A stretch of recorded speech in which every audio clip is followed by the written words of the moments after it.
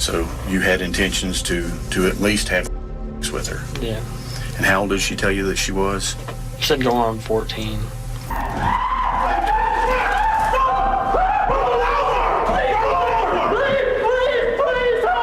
These are the sounds of a man who knows he has been caught in the act. He is not the first to be caught inappropriately talking to children, only this predator is claiming he's an officer of the law. But what happened when this man tried to leave the scene will leave you shocked. So let's dig right in and take a look at when a cop gets tasered after being caught as lurking predator.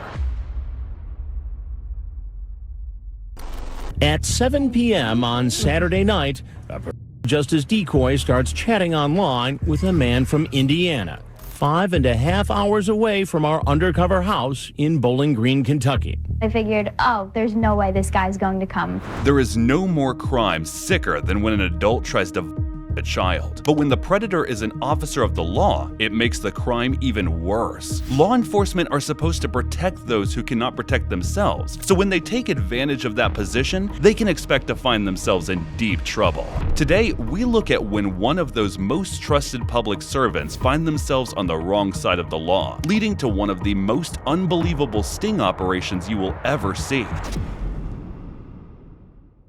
October 21st, 2007, and a decoy is online trying to catch another sick and twisted individual. Decoys are almost always over 18 years old and are hired to begin conversations online, and even take part in the sting operations in the hope of getting an arrest. When this decoy entered an adult chat room, it wasn't long before she found herself the target of a predator in waiting.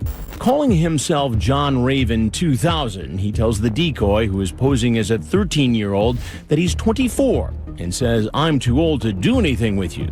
But that doesn't last long. Soon after, the talk begins.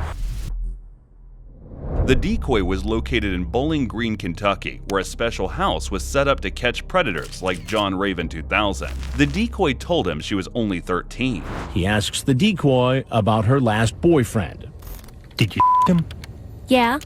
Why you want to know that? I just do. 'Kay. See, I ain't no baby. The conversation between the two turned inappropriate, and before long, the predator was prepared to drive a long way to meet what he thought was an underage child. He just had to make sure his journey would be worth it. Would you do it to me? Would you want me to? Yes. Yeah, it would be cool to try stuff out. You're cute. It's crazy to think in a short space of time, John Raven 2000 was ready to drive 5 hours to meet what he thought was an underage girl, and what he had planned was beyond sick. While the predator made his journey, the sting team prepared for his arrival. Then he gets in his car and starts driving. He's known the decoy for less than 2 hours. During the long drive, he talks to the decoy on the phone and reveals more about himself. We just got off the phone with the guy who's claiming to be a cop. We don't know that he is, but he says he carries his gun everywhere with him. He told the decoy he was a detective lieutenant in law enforcement, and even worse, he claimed he always carried his weapon with him wherever he went. And if his own words were true, then he was going to arrive armed and potentially dangerous. The security people were really great in instructing me as to what to do, and the first and foremost important thing was the safety. For safety, the decoy known as Casey greets him on the drive. Hey! Oh my God. But now John Raven 2000 must have thought his luck was in. He had driven across the state and was now face to face with a girl he thought was 13 and ready to give herself to this sick monster. First, Casey had to make sure everybody would be safe. You didn't really bring your gun with you, did you? Because that kind of freaks me out. No. Well, you said you always carry it with you. It's in my car. I don't believe you. Seriously, look. Lift up your shirt. Turn around. Lift up your pants.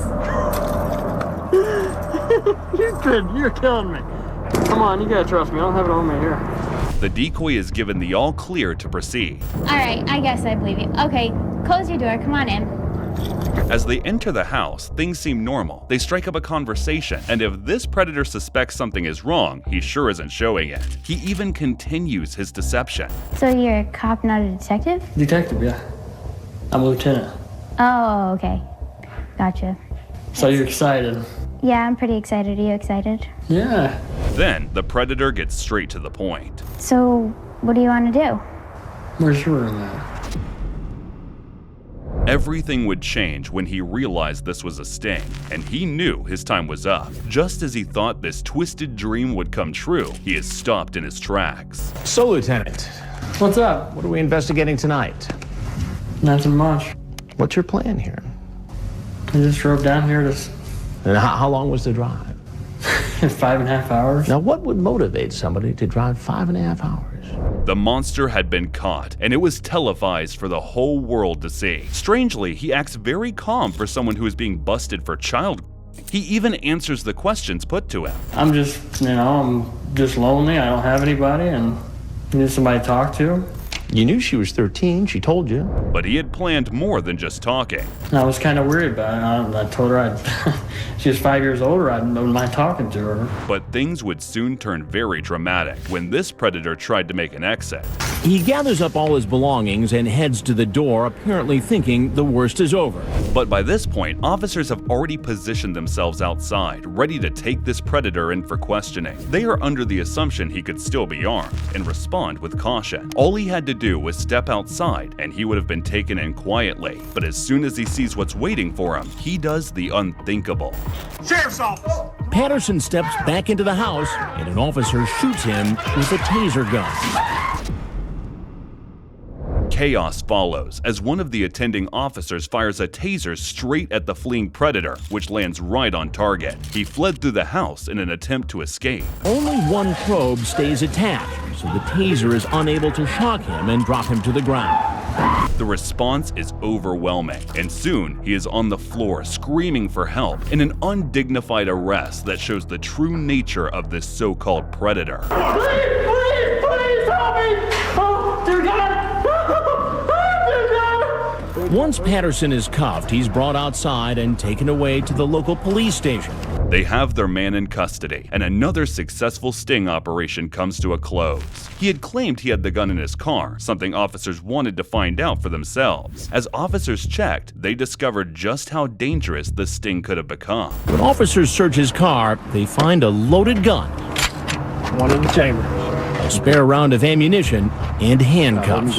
Now all officers had to do was find out just who John Raven 2000 was and what police department he worked for. In the interrogation room, he revealed it all. In a usual move, the suspect waived his right to an attorney and tried to defend his actions all by himself. It's no surprise that John Raven 2000 was not his real name. He was in fact Michael Joseph Patterson and was 24 years old. So what about his claims to being an officer of the law? Turns out he was telling the truth, from a certain point of view at least. It turns out that he was only a cadet and had been in training for only a few months before he was thrown off the force for some very disturbing behavior. It was a traffic violation.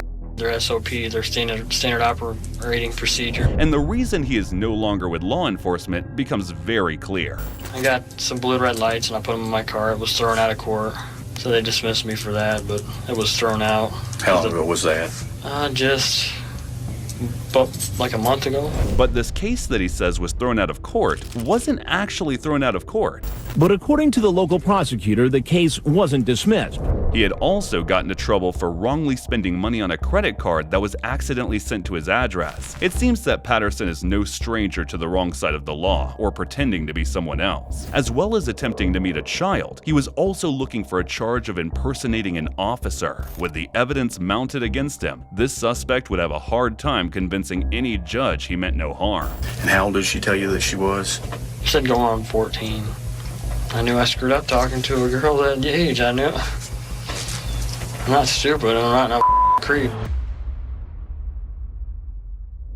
June 11, 2008, the Patterson's trial comes to an end with the verdict: guilty. His official conviction was traveling in interstate commerce for the purpose of engaging in a sexual act with a minor. The judge would sentence him to 7 years incarceration, and then he would have to live under supervision for 10 years after his release.